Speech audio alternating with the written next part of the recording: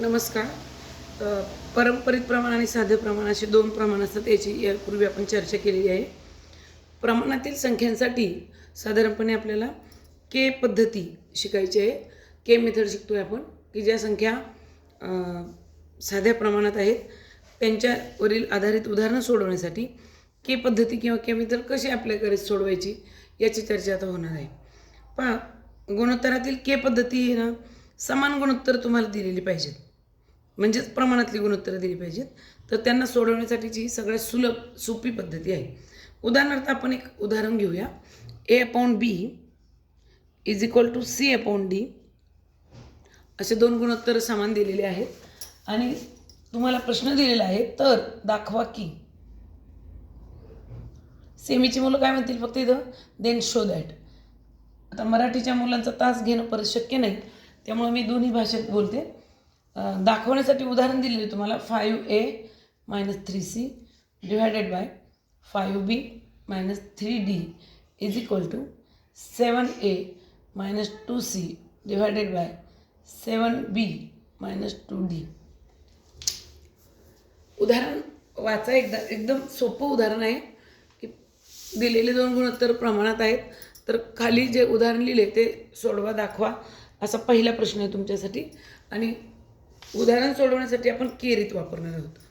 तर साधारण कसं सोडवायचं उदाहरण हे कळावं म्हणून नीट समजावून घ्या. मी पायऱ्या समजावून देते उदाहरणाच्या. सुरुवातीला गिवन काय ते लिहून घ्या. A/B is equal to C/D. यासाठी आपण के म्हणायचं. मी गणितालाच के रीत असं म्हटलेलं आहे, त्यामुळे सपोज के असं काम तुम्ही कराल. मराठी माध्यमाची मुलं शेवटी मानून लिहितील, सेमीची मुलं सुरुवातीलाच सपोज असा शब्द लिहितील. आता नीट लक्ष द्या. आपल्याला ना एकदा या दोन गुणोत्तरांची बरोबरी दाखवायची आहे. मी पाठीमागून सुरुवात करते, ज्यामुळं तुम्हाला एक सवय लागेल आणि ती चांगली आहे. माझं समीकरण तयार झालेलं आहे. C/D इज इक्वल टू के. मग मी हा डी भागिले इकडून गुणिले केला, तर माझं उत्तर आलं C बरोबर DK. जिथं माझ्या गणितात C दिसेल तिथं आता मी DK टाकणार आहे. या अतिरिक्त मला आणखी एक गुणोत्तर इथं लिहायचं आहे, के आणि A/B स्वरूपातलं. म्हणजे A/B पण के आहे, छेदातला के तिकडं, बी तिकडं जाऊन केला गुणिले होईल आणि माझं पुढचा उत्तर येणार आहे ए बरोबर CK BK. ए म्हणजे BK आणि C म्हणजे DK. अशी दोन उत्तरं तुम्हाला प्रत्येक उदाहरणाच्या वेळी सापडतील. एकदा का ही दोन उत्तरं सापडली की आपल्या गणित लिहून घ्यायचं आणि किमती टाकायच्या. जे गणित दिलेलं आहे वरती ते लिहिले आहे आता मी.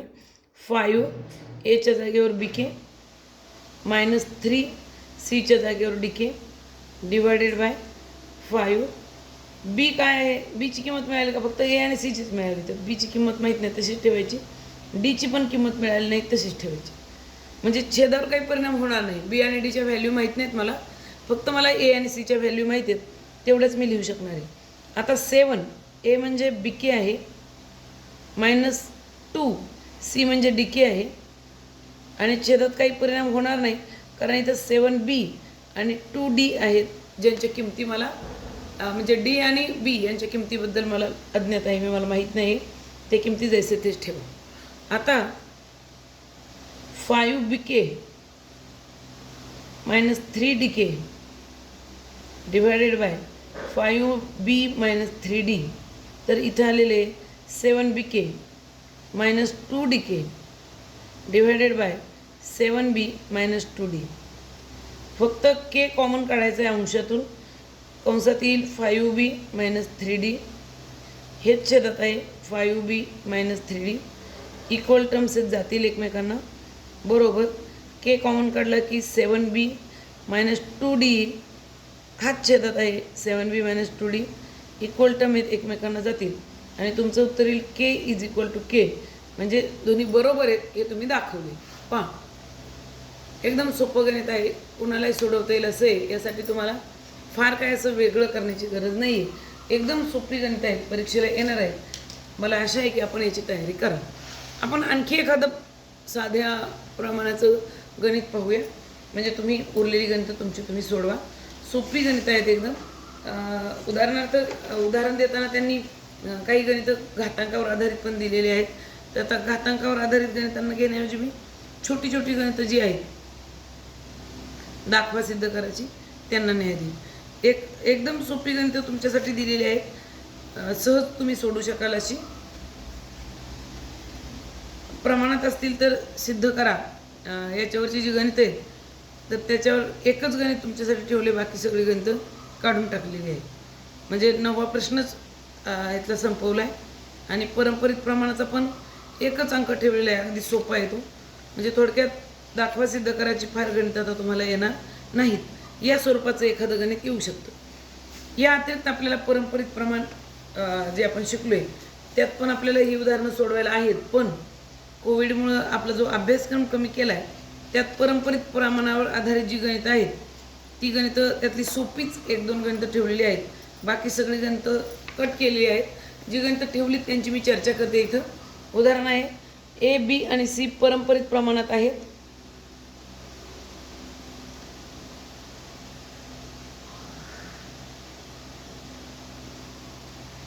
जर ते पारंपरिक प्रमाणात आले दोघंजण तर तुम्हाला त्यांनी सांगितले सिद्ध करा की A plus B bracket is to 2 divided by A B is equal to B plus C bracket is to 2 divided by B C. तर आता उदाहरण कसं सोडवायचं समजून घ्या। साधारणपणे पारंपरिक प्रमाण लिहून दाखवते इथे मी।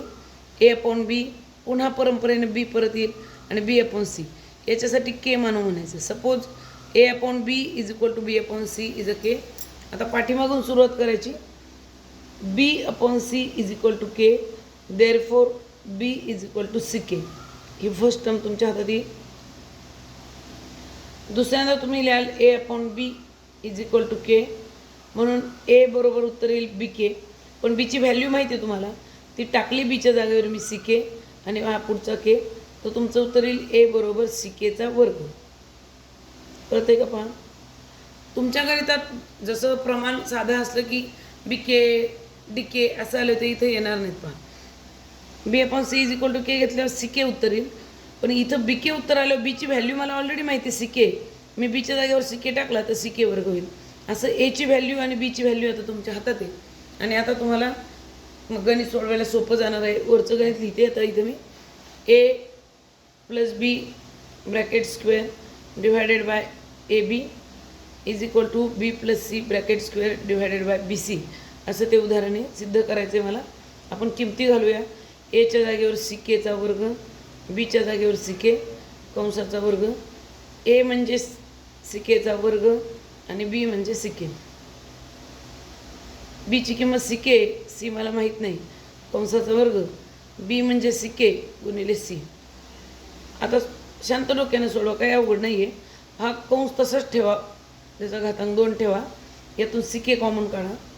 सी के कॉमन काढला तर एक के राहील, पुढं राहील 1 डिवायडेड बाय, इथं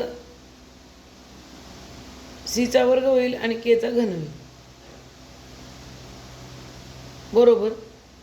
इथं सी कॉमन निघेल, कंसात राहील के प्लस 1 ब्रॅकेट रेस टू 2 आणि खाली सी वर्ग के।